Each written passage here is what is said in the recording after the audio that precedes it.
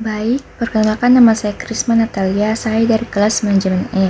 Di sini saya akan mengerjakan tugas pengantar ilmu ekonomi.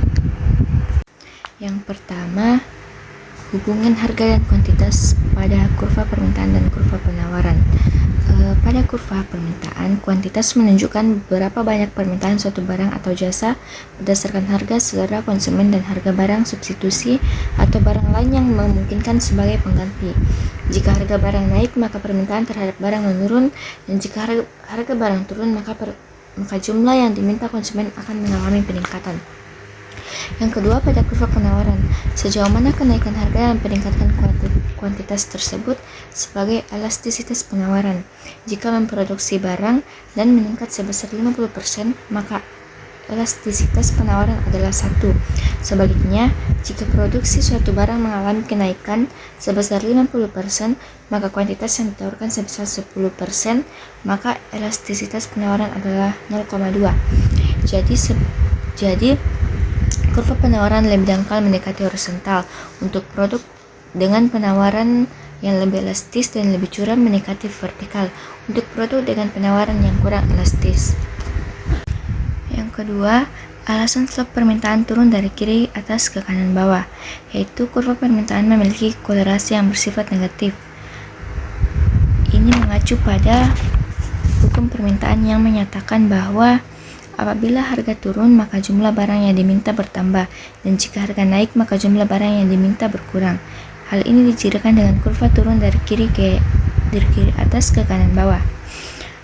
Selanjutnya nomor 3, alasan slope penawaran naik dari kiri bawah ke kanan atas.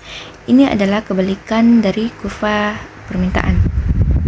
Kurva penawaran memiliki slope yang positif dalam hukum penawaran, mengatakan bahwa jika harga suatu barang naik, maka barang yang ditawarkan juga akan naik. Selanjutnya, pertanyaan nomor 4, jelaskan elastisitas pada kurva permintaan dan penawaran melalui hubungan antara harga, yaitu P, dan kuantiti, yaitu Q. Yang pertama, elastisitas permintaan. Yang pertama, permintaan elastis, yaitu di mana tingkat perubahan pada harga lebih kecil dari perubahan yang terjadi pada jumlah barang yang diminta.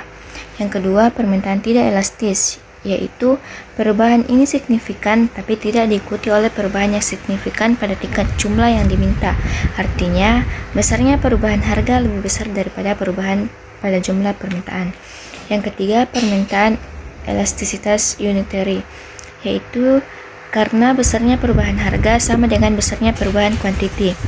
Selanjutnya, permintaan inelastisitas sempurna, yaitu karena terjadinya perubahan harga dari P1 ke P2 tidak berdampak pada perubahan Q1. Artinya, naik turunnya harga tidak berdampak pada perubahan jumlah yang diminta. Selanjutnya, permintaan elastis sempurna, yaitu karena jumlah permintaan tidak terbatas pada suatu tingkat harga tertentu. Yang kedua, elastisitas penawaran. Yang pertama, penawaran elastisitas, artinya perubahan tingkat harga yang ditawarkan memiliki pengaruh terhadap perubahan jumlah yang ditawarkan. Besarnya perubahan tingkat harga lebih kecil daripada besarnya perubahan tingkat jumlah barang yang ditawarkan. Selanjutnya, penawaran tidak elastis, yaitu perubahan harga dari P1 ke P2 tidak memberikan dampak yang signifikan terhadap perubahan jumlah yang ditawarkan, di mana besarnya perubahan harga dari P1 ke P2 jauh lebih besar dibanding dengan perubahan yang terjadi pada jumlah barang yang ditawarkan. Selanjutnya, penawaran elastisitas unitary, yaitu besarnya perubahan